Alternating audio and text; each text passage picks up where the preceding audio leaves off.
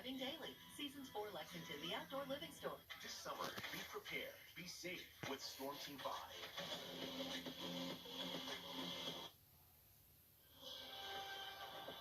Good morning, America. Protesters versus police. As demand for change grow across the country, tensions escalate. The disturbing video emerging overnight as police in Buffalo shove a 75-year-old man to the ground. Violent flashes pop up. Tense moments after curfew in New York City. In Tampa, officers used pepper spray, pinning a woman down in broad daylight. The latest this morning. Honoring George Floyd, crowds lining the streets of Minneapolis to show their support. Inside the church, the emotional memorial service, the powerful pause, 8 minutes and 46 seconds of silence, symbolizing his final moments, and the tributes from his family and Reverend Al Sharpton. This is the time. We won't stop. This as alarming new details emerge about those other 3 officers on the scene, and the key witness, George Floyd's longtime friend who was in that car with him. What he saw and heard during the fatal encounter, he speaks to GMA. New fallout from the president's threat to order U.S. troops into America's streets. Military leaders joined former Defense Secretary James Mattis in denouncing the president, and the prominent Republican senator saying she may part ways with Trump. Reopening reality check. COVID-19 cases rising in at least 16 states. California now urging protesters to quarantine for 2 weeks. And new concerns about college athletes returning to campus.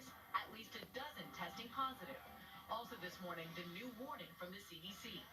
Powerful message from football superstars asking, what will it take? I am George Floyd. I am Breonna Taylor. I am Ahmaud Arbery. After the fallout over Saints quarterback Drew Brees' comments, the superstar players banding together, demanding justice, the right to peacefully protest, and challenging the NFL to take a stronger stance against systemic racism. We absolutely believe Black Lives Matter. And the NBA is back. The players set to return to the court. We have a date. We have a place. The famous Disney castle getting a slam dunk NBA makeover as the teams get set to dribble into Disney World. Live at Times Square, this is Good Morning America. And Good Morning America. Great to be with you on this very busy Friday morning. Yeah, busy day and an emotional day yesterday for the people of Minneapolis, really all over the country. But that city rallying around George Floyd's family during that powerful memorial service, the family giving the world a sense of the man who was taken from him, George. And those 8 minutes and 46 seconds of silence, so powerful, TJ.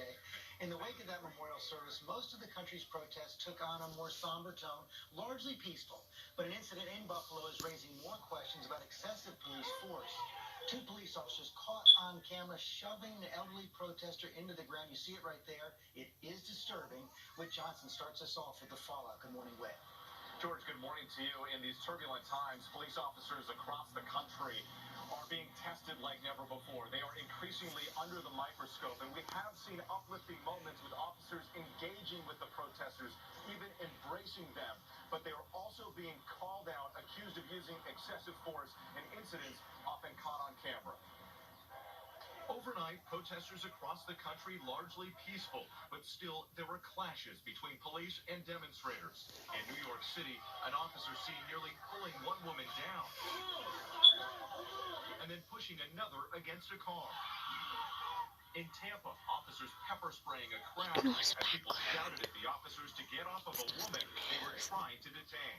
And this morning, 2 cops in Buffalo, New York are under investigation after this disturbing video showing them shove a protester to the ground. That 75-year-old man suffering serious injuries, but the officer keeps walking as the man lies bleeding on the sidewalk. Another officer appears to radio for help. The man rushed to a hospital where he is in serious but stable condition.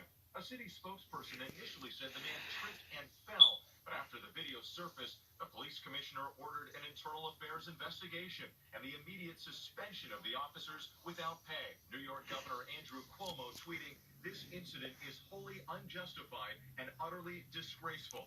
Across the country, police departments grappling with a wave of complaints against officers amid the ongoing protests. In Seattle, where a young girl was pepper sprayed by officers, the city says it has received more than 14,000 complaints since the protests began. In Fort Lauderdale, Florida, this officer is suspended and under investigation for shoving a peaceful protester on Sunday. You got your knee on my man. Come on, man. In Sarasota, Florida, an officer on administrative leave and an investigation underway after this video from May surfaced showing him kneeling on the neck of a black man. I like the pain. And in Atlanta, 6 cops were charged with using excessive force while arresting 2 college students during Saturday night protests. Police here in New York are also being criticized for arresting a food delivery worker who is just out after curfew. Take a look at the video here that was seen on social media. You can even see his red insulated food bag taken away as the man is placed in handcuffs. In a tweet, Mayor de Blasio said, "This is not acceptable and must stop." TJ? All right, Whit, thank you so much this morning. We'll turn now to what sparks all of what we're seeing in the streets. What happened to George Floyd? There was an emotional memorial service for him. This is the first of 3 planned around the country. This one in Minneapolis, the city where the 46-year-old was killed in police custody, and that incident has sparked so much of what we're seeing in the streets and the call for change. Our Lindsay Davis is in Minneapolis with more on the tributes from his family. Lindsay, good morning to you. Hey, good morning to you, TJ. You know, this moment, as you know, it's extraordinary for so many reasons. But first, let's just think about anyone who's died in the last 3 months, no matter how large they were in life, they were limited to 10 mourners. And yet yesterday, you had hundreds of people inside the church, hundreds of people outside of the church filling these streets. And people told me that they felt that they just needed to be here. First, to honor the life of a man who in many cases they never met, but also to celebrate the possibility of change. Making a return to the roots of the civil rights movement, they march. More than 5,000 people strong across the Brooklyn Bridge with one of George Floyd's brothers. In Minneapolis, officers took a knee as the first carrying the 46-year-old's body arrived at his memorial service Thursday. Crowds lined the streets to show their support while Floyd's family paid their respects. His brother, Philinez, remembering their humble upbringing and a house full of children. We did a lot of things together, from like talking with my mom, dancing with my mom, cooking with our mom. We made banana mayonnaise sandwiches together, you know. It was a family thing, you know.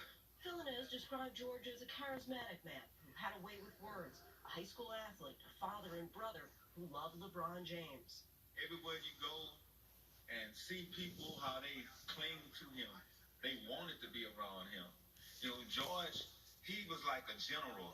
Reverend Al Sharpton eulogized Floyd with a parallel message about his experience and that of Black America.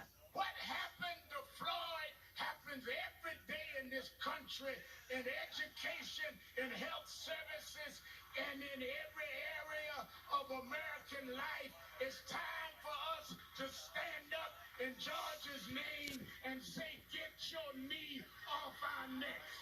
Sharpton brought mourners to their feet with this message to those in power in Washington. This is the time. We won't stop. We gonna keep going until we change the whole system of justice. And then this 8 minutes and 46 seconds of stillness, symbolizing Floyd's final moments. Outside at the site of Floyd's memorial, mourners listened to the service on speakers, applauding, uniting, hoping for change. And guys, violent storms swept through this area overnight, but members of this community, they took these tarps, they're giant tarps, several dozen of them, and they covered the flowers and signs to preserve this memorial. And this moment, it's inspiring people not only to show up and talk and march and protest, but also to donate. GoFundMe says that they've had a record number of individual donors, about 500,000 and counting, totaling about $13 million and growing. Amy? All right, Lindsay Davis, thank you so much. Now to those alarming new details emerging about the other 3 officers on the scene with Derek Chauvin during George Floyd's last moments. Alex Perez joins us with the latest from Minneapolis on that part of the story. Good morning, Alex. Hey, good morning, Amy. Well, for the first time, we may be learning what the defense argument for these other officers involved in the case may be. Now, those other officers, Toe Tao, J. Alexander King, and Thomas Lane, all made their first appearance in court Thursday. They're each facing multiple charges, including aiding and abetting second-degree murder. Two of them in court, shifting blame to veteran officer Derek Chauvin, the one seen in that horrific video digging his knee into Floyd's neck. The attorneys for King and Lane telling the judge that they were both rookie officers when